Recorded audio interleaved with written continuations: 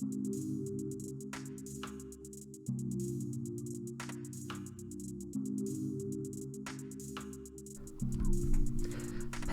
or Per Yngve Ohlin, is most notably known for having been the singer for the band Mayhem.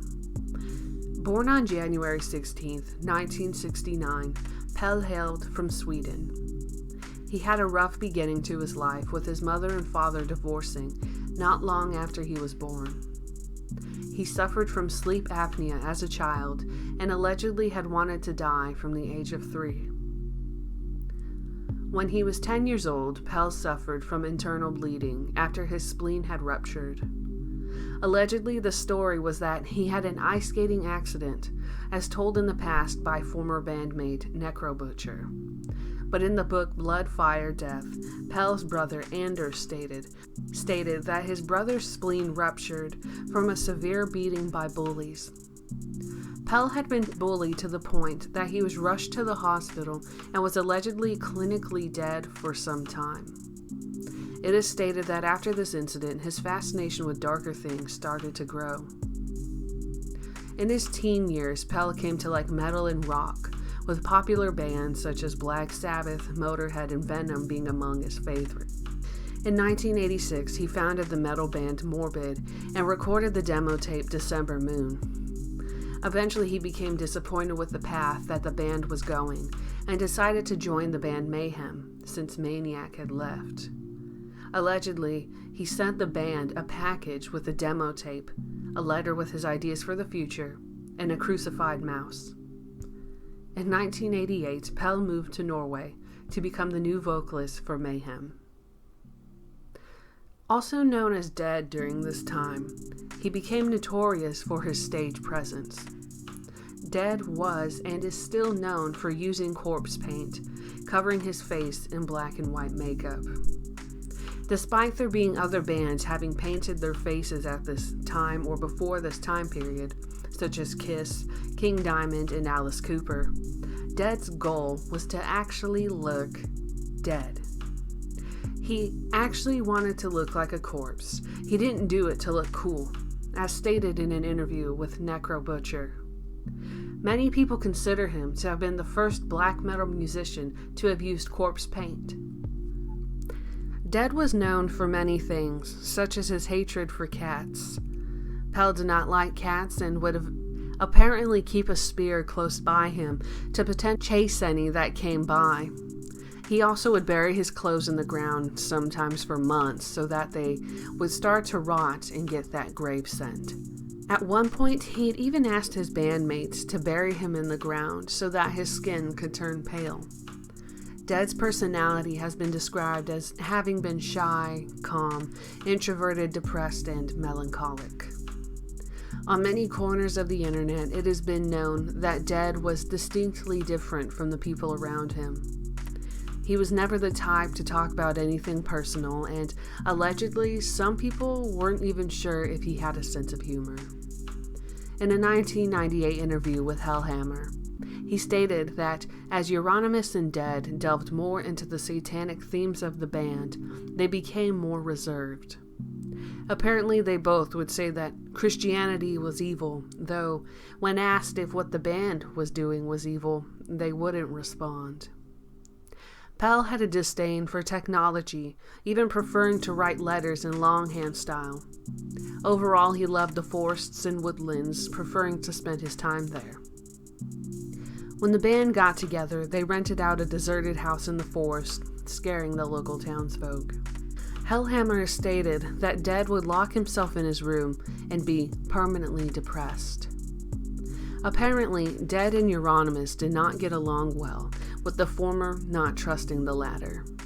The two would fight, with verbal quarrels turning into bloody beatings. On one occasion, Pell went to sleep outside when Euronymous would not stop playing synth music. When he went outside, Euronymous followed him with his shotgun, shooting into the air. According to Vargvikeners, Dead allegedly stabbed Euronymous once during an altercation. Dead had a fascination with keeping animals, such as the one time he found a dead crow and kept it in a plastic bag. He apparently carried it around with him and would smell the bird before going on stage. He'd smell the bird so he could sing with the smell of death in his nostrils. He would also collect dead geese and keep them under his bed. Pell believed that his blood was frozen in his veins and did not eat in order to become more like a corpse. He had been heard on multiple occasions saying that he was not human and did not belong in this world. Pell also became known to self-mutilate when on stage. In 1990, he slashed his arm with a broken bottle. Apparently, he was taken to the hospital, but since it was too late, there was no point in giving him stitches. During this time, Mayhem was gaining traction, especially because of their image. Euronymous saw Dead's tendencies and felt that it would fit in with the dark image of the band. According to the band, Euronymous would supposedly encourage Pell to kill himself, though some don't know if it was a joke or serious. In 1991, Dead and Euronymous were living in the woods together. Dead spent most of his time drawing in his room, becoming more depressed. On April 8th of that year, Euronymous left Dead alone in the house. Dead took a hunting knife and tried to slit his wrist and throat, then shot himself in the forehead with a shotgun, of which I assume to have been Euronymous'. Dead's body was later found by Euronymous, who was locked out and had to climb through an open window. When he came across the body, he went to the store, of which Hellhammer had described the nearest store as at least 20 minutes away, and bought a disposable camera. Euronymous then photographed Dead's deceased body, but not before rearranging some of the items to pose in the photo.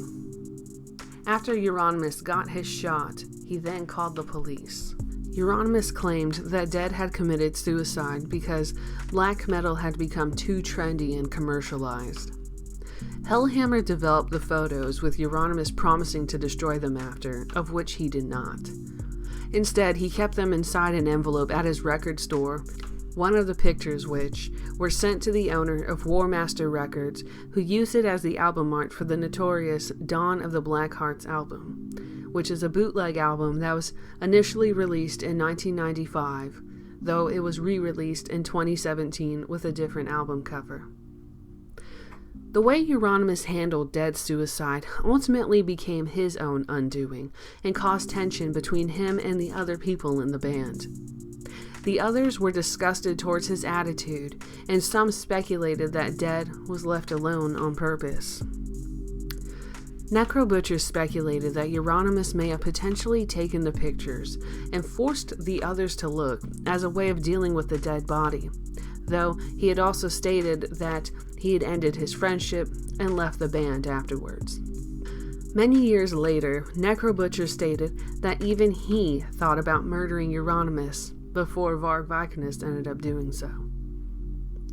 Interestingly, before Dead passed away, Varg had sent him shotgun shells as a Christmas gift, though the shells he sent were not what Pell ended up using to kill himself.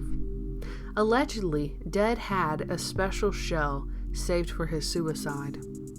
Pell left a suicide note that, when translated from Swedish, reads, "Excuse the blood, but I have slit my wrists and neck. It was the intention that I would die in the woods so that it would take a few days before I was possibly found. I belong in the woods and have always done so. No one will understand the reason for this anyway. To give some semblance of an explanation, I'm not a human. This is just a dream, and soon I will wake. It was too cold and the blood kept clotting. Plus, my new knife is too dull. If I don't succeed dying to the knife, I will blow all the shit out of my skull. Yet, I do not know. I left all my lyrics by Let the Good Times Roll, plus the rest of the money. Whoever finds it gets the fucking thing. As a last salutation, may I present life eternal. Do whatever you want with the fucking thing. Pell." I didn't come up with this now, but 17 years ago. Dead was buried in Sweden. He was 22 years old. I've heard of this scenario for many years. In fact, it was one of the first gruesome metal stories that I read about as a teenager. It wasn't until recently that I really thought about the mental illness aspect about it as an adult.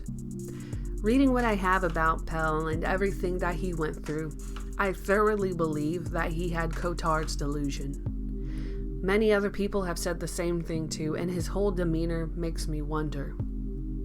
First of all, I will define Cotard's delusion, also known as Cotard syndrome.